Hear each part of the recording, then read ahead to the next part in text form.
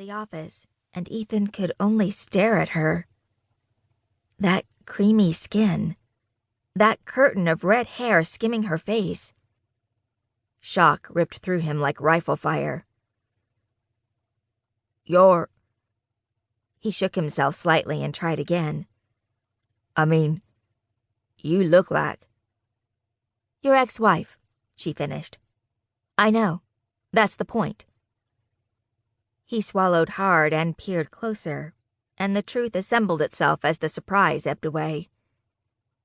They did resemble each other, this woman and Jillian. Same build, same eye color, same tint of hair. She shot a distrustful look at Titus and raised an eyebrow in Ethan's direction. If you're finished staring... He gulped. His mama would have boxed his ears to know he'd been ogling, but honestly, the resemblance was mind-blowing. Heat climbed up his neck. People used to mistake us for each other in high school, she said.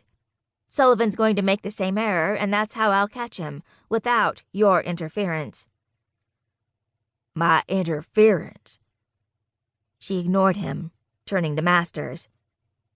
You neglected to tell me, when I agreed to the job, about this scheme to involve Lieutenant Webb. I sent you a follow-up email, Masters said. Uh-huh.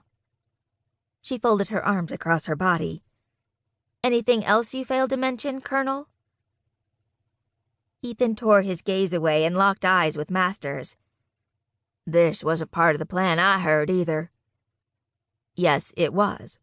I just didn't tell either one of you all the pertinent facts. Ethan blew out a breath and shook his head. No way.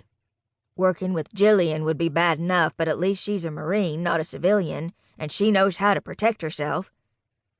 So can I, Kendra said. I'm a licensed PI with a real gun and everything. He cast her a doubtful look and started to answer, but Masters cut him off.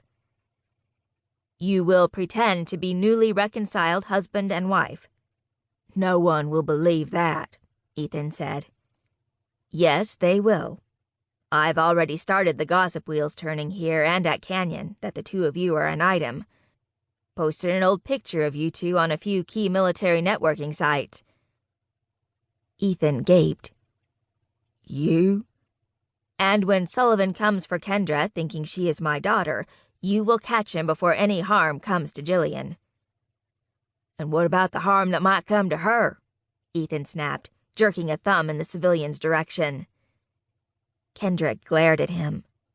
Don't talk about me like I'm not here. Like I said, I can take care of myself. Before I was a PI, I worked as a bounty hunter, and there's plenty of excitement in that job, let me tell you. I don't need or want your help on this case. His cheeks went hot again. That's A-okay by me because I'm not offering it. We're not working together. I'm out of here. He stalked to the door, his dog at his heels. Lieutenant, Masters bellowed, you will not walk out on me. Ethan turned and fired a glance at Masters. I'm not one of your Marines, Colonel, nor am I your son-in-law anymore. So with all due respect to your rank. He let the slam of the door fill in the rest. Kendra felt the crackle of energy leave the room along with Ethan Webb and his dog. She had recognized him from the file Colonel Masters had sent, but in person he was more impressive. The guy could be on a recruiting poster. Dark hair, eyes like coffee with a hint of cream, 6 feet of muscle and barely concealed annoyance, and a southern drawl that thickened in proportion with his anger. His arrival had thrown her off her game. Time to get the meeting back under control. Calm, cool, and collected, she told herself. Nothing you can't handle. But it was hard to brush off the unsettling scene she'd just been part of. And more important, the text message she'd gotten that morning, just before she dumped her cell and gotten herself a new number. You're dead.